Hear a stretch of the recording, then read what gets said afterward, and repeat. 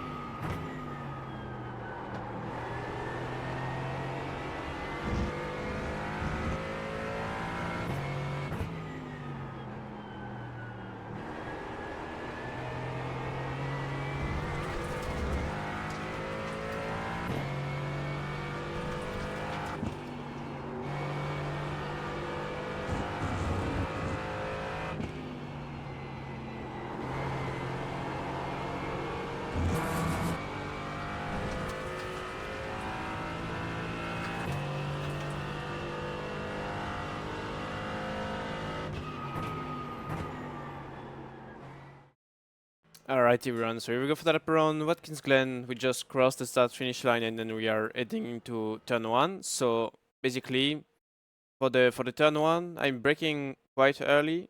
Like usually you would brake around the 200-meter board, but yeah, must be the wind. The station was really windy, so yeah, you need to brake earlier for sure. I think I'm braking almost at the 300.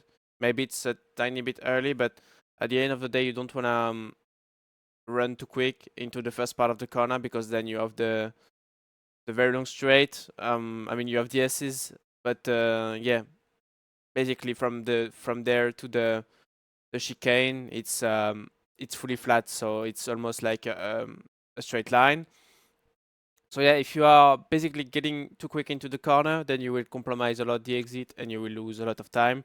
So surely you will gain some time on the entry, but what matters really is the exit of the first corner more than the entry. So then you can make sure you have a good momentum and you don't lose time, at least, even if you don't gain some time, but at least you can make sure you are not losing time, which is really the key, like I said. So yeah, breaking around the 300 or close to the 300, at least when you are slightly getting back going by the 300, then you're just going on the brake. It's not a massive braking point. I mean, you brake quite a lot, but not so much. Like you're not fully on the brakes. It's around 70%. So around the 300 board, going on the brake, and then as you can see, going down into the corner, starting to turn in. Then I just release the brake. I hold the brake a tiny bit when I'm getting into the corner, but then as soon as I'm into the corner, into the compression of the corner, then I just go on throttle, trying to get the momentum, trying to get the rotation as well, and yeah, then we are off to the S's. So from the car, on the brake, still on the brake, releasing the brake, and then when I'm getting into the corner, now I go on throttle, fully flat, because the car is has quite some grip, I would say. If you are not going off the line, the car shouldn't have a lot of oversteer with the car being compressed. So yeah, feels quite stable. And then on the exit, on the way out, just making sure you can leave the right wheels on the curb. That's the most important, because then if you are putting at least maybe one of the two right wheels, it must be an off track. So yeah, as you can see, the red part, I guess you put one of the two right wheels off the curb, you will get the off track. Then up the S's, so nothing to really worry about. It's just about shortening the distance, sorry. And then also minimize the steering angle. So ideally you want to make sure you don't put too much steering angle up the S's as well. Then shortening distance, going to the left, and now we are preparing the chicane. So pretty much the same as usual this time. We always looked at the 300 board with the GT4, and it doesn't change this time. So yeah, I just think it's because of the wind, really, the turn one being um like having to brake earlier. But yeah, this time it doesn't seem to um, to make any difference for the chicane braking. So yeah, around the 300, as you can see, getting by the 300, going on the brake, and then as you will see also on Delta, I just bring the car into the chicane on the brakes. So I'm not braking that much. As you can see, I'm braking around 45%. And then when I'm getting into the chicane, releasing the brake, just going a tiny bit more on the brake when I'm out of the curb. So as you can see on the curb, off the brake, back on the track, on the brake, and then once I'm using the first curbing of the chicane, then I'm not going anymore on the brake, and then in the middle of the chicane, I'm just going back on power, trying to get the momentum. So yeah, if we see that from the car, up to the 300, going on the brake, releasing the brake when I'm getting into the first part of the chicane. As you can see, off the brake just before going on the curb. Now the car is back on the track. I'm back on the brakes, and then I'm just getting the curb, cutting quite a lot. I mean, it's great to cut the first part of the chicane. I mean, the first curve of the left left-handers of the chicane, because then it gives you a better angle to get out of the chicane. Of course, if you are going a bit wider, then you might end up going wide as well when you are facing the exit, and then this means you have to maybe um, get on the brakes, or just lifting more than what you should do actually. And this means you are going to lose time in the exit. So yeah, just making sure I'm cutting enough of the curb, not too much, of course, because you don't want to end up using too much grass as well. Just right there. So yeah. Then, as you can see, sticking to the inside, getting this curb, then cutting a tiny bit the curb as well, just around there on the exit. Just making sure you don't cut too much, because then if you are cutting too much, you would get the off track. Just like that, it's fine. But yeah, if you are doing more than that, then you will get punished and get the off track. So yeah, as you can see, you can use even more than what the track allows you, really, in terms of natural track limits. You can run a bit of grass, but yeah, the idea there is to make sure you're not being too greedy, because yeah, then you will get an off track, or maybe even a slowdown. I'm not sure. You have to cut quite a lot, I guess, to get the slowdown. But yeah, this is the thing into this chicane.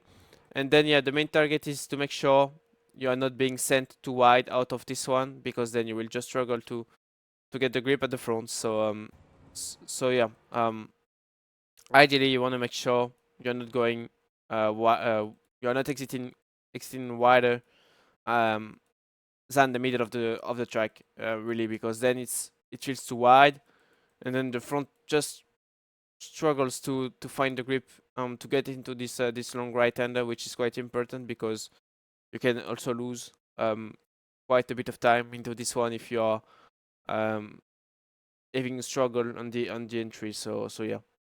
Then, as you can see, going on throttle, lifting a bit when I'm going um over the curb. And by the way, it was chicane is fourth gear, I believe. Yeah, as you can see, fourth gear, using fourth gear all the way. and the first corner was third. So yeah, third gear into the first corner, fourth into the chicane, and then you stay fourth all the way into this long right-hander. So as you can see, just raising the throttle when I'm starting to get into the corner, and then when the car is has reached the perfect speed to get the grip into the corner and stick to the inside, then I'm going back on throttle, trying to get the rotation. But as you can see, I'm not really trying to find that much rotation because I'm sort of going on off on throttle, just going a bit easy on throttle at the beginning of the throttle application. But then once the car is settled, I'm just going fully flat, make sure I can carry the speed out of this long corner. So if you are checking that from the car, middle of the track, releasing the throttle, trying to make sure I can stick to the inside, slowing down the car just with the off throttle, and then once the car is settled, once the car is on the inside, going full throttle, the car is having good grip, so the car is not going too wide. What I mean is that I'm not going the four wheels off on the left side of the yellow line. Basically, sometimes if it happens, you will most likely lose time because you are going to go too wide. You won't have the same grip as what you have if you remain, at least if the car remains a bit on the track. What I mean is that if you keep at least the right wheels on the right side of this line, yeah, you should go faster.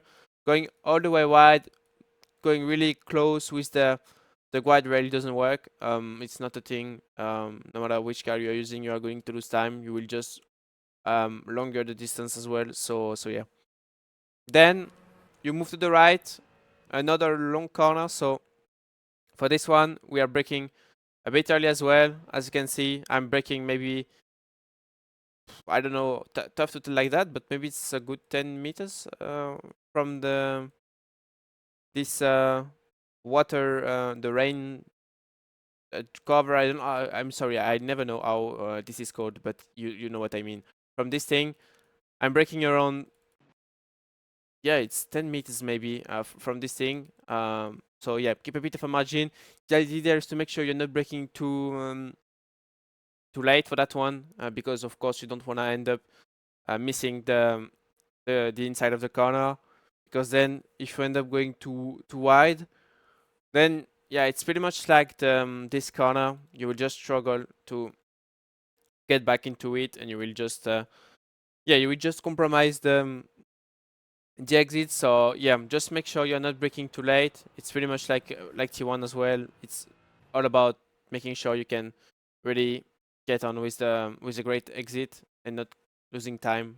So yeah, being fast on the entries are nice because of course, if you are fast on the entry and you manage to do it as well on the exit, it's perfect. But most of the time, being too fast on the entry doesn't work. It's not. It doesn't work by being fast as well on the exit. So yeah, you have to compromise a tiny bit the entry, so then you can make sure that you have a perfect exit. So yeah. I think I'm not braking too much, to be fair, for this one. Yeah, as you can see, it's just about 50-60% maybe.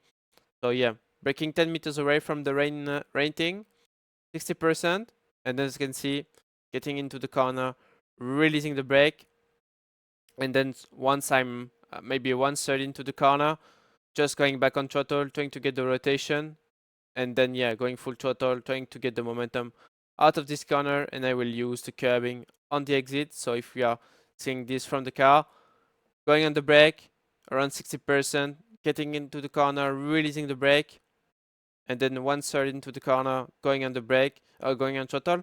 Not really using the inside curb because now with the 3D curbs, I don't think it's going to feel ideal. The car is going to make a few bounce, or yeah, you will lose some traction. I do think so. Yeah, that's why I'm not really using the inside curb. Back in the past, on the old version, you could do that, but yeah, I don't think it's a thing anymore right now with the track having the 3D curbs. So yeah, and then like I said, full throttle, using the cab on the exit, and then we are going into another wrong corner. So this time a right-hander which goes uphill. So it's very important to this time get the momentum on the way in because it goes uphill. So of course, if you are going too slow into the entry, with the fact that it goes really steep uphill, you will just not having you won't have the momentum on the way out. So yeah, it's very important to make sure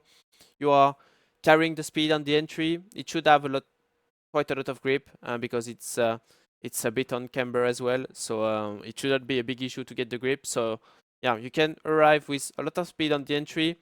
Then, as you can see, with the brake and the fact that um, the uphill is quite steep, it's going to naturally slow down the car.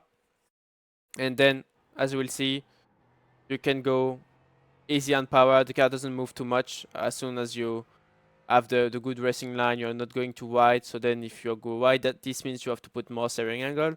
And of course, then if you are going full throttle, at that moment you can get some oversteer. But yeah, if you nail the line, if you're not going too wide, if you are having the good approach into the corner, you should not have any issues really. So yeah, as you can see, braking just between maybe the 100 and the 200. So maybe 150 would be the the mark for this one. If I'm going a bit further away, yeah, it's just between the two, the 150, the 100 and the 200. So around 150.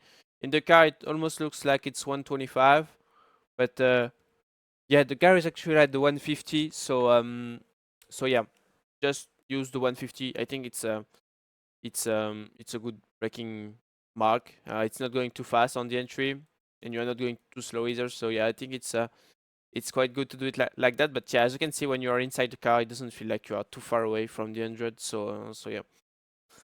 So on the brakes, as you will see on Delta, I'm not braking that much actually. It's a short braking zone. You are arriving with quite some speed, but it's not massive. So yeah, and considering, like I said, the fact that it goes uphill, the car will slow down naturally anyway. So yeah.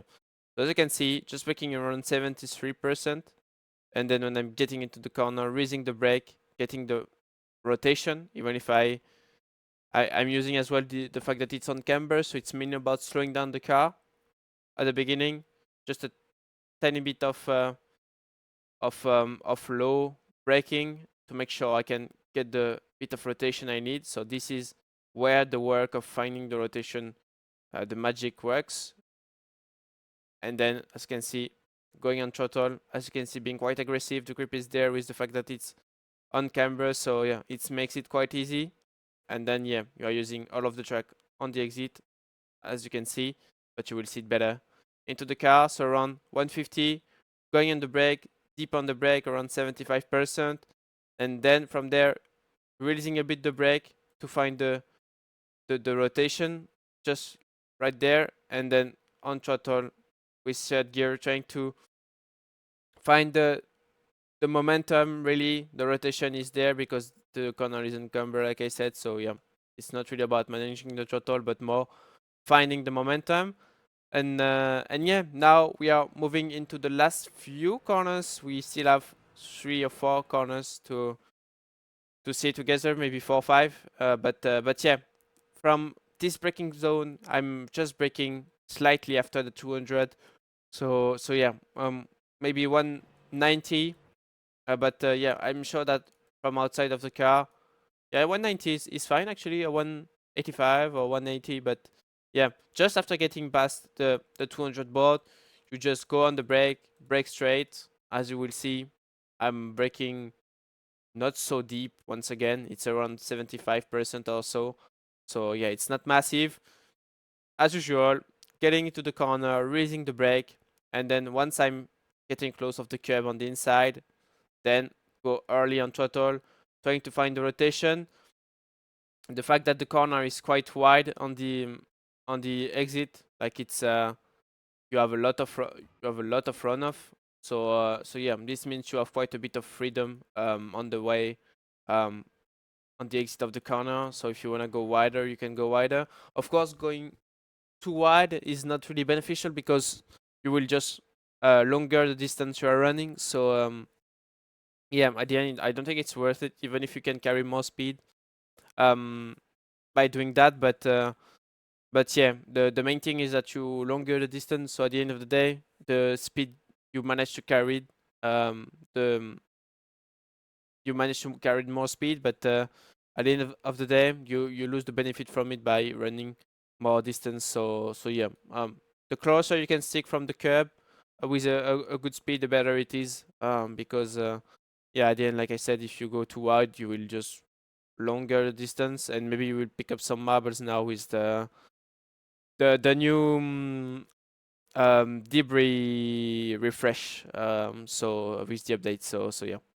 Um, so yeah, from the car, as you can see, releasing the brake, getting into the corner, and then close to the curb, going on throttle, trying to manage a bit the throttle, but from mid corner. But then when I'm really facing the exit and I see that the car is in the right position and I'm not going to go too wide, like I said before, then I can just go full throttle.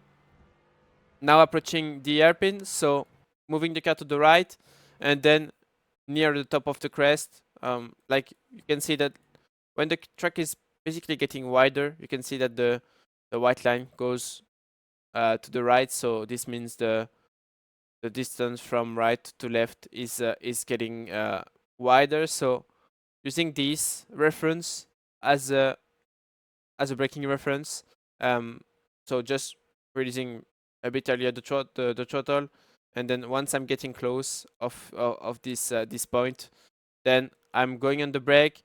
As you can see, it's just about bringing the car into the corner. It's not a massive braking zone. The approach is pretty much the same as the one we've seen with the uphill. As you can see, you have pretty much the same characteristic, even if the corner is really different because you don't have the on camber. This time it's almost feels like it's neutral. I won't say off camber, but yeah, it doesn't give you a big amount of grip. This one compared to the other one. So yeah, but still you're not braking that much. As you can see, it's just about 45% or something, and the braking distance is really short.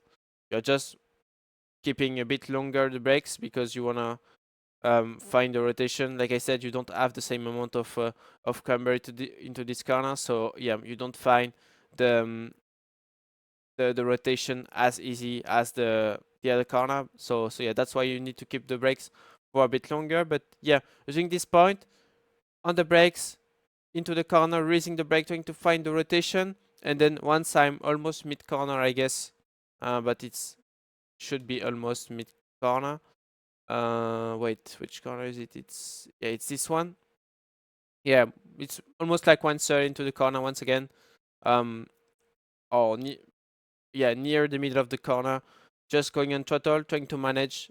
Just make sure this time you need to manage a bit more than the few other corners because, like I said, once again, it's not really on camera, so it doesn't really have the perfect traction. If you are going on off, of course, going on off never really worked anyway. But yeah, this time you have to be a bit more patient on throttle because if you are trying to go too early full throttle, and then you will get caught with some um, missed traction. You won't get the best traction. So you are going to lose sometimes on the exit, and then yeah, as you can see, once the car is settled facing the exit, then just opening the steering, and then yeah, using all the curbing on the exit. So yeah, as you can see,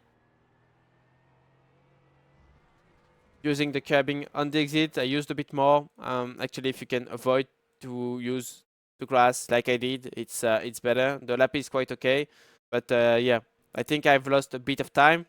I think you lose time a bit more because you are rejoining the curb, and like I said before, the curb are 3Ds now. So yeah, now just crossing the curb just like that makes you lose a bit of time. It's not really about driving into the grass because yeah, the grass doesn't make you lose a big time. But yeah, it's mostly about crossing again the curb that makes you lose a bit of time.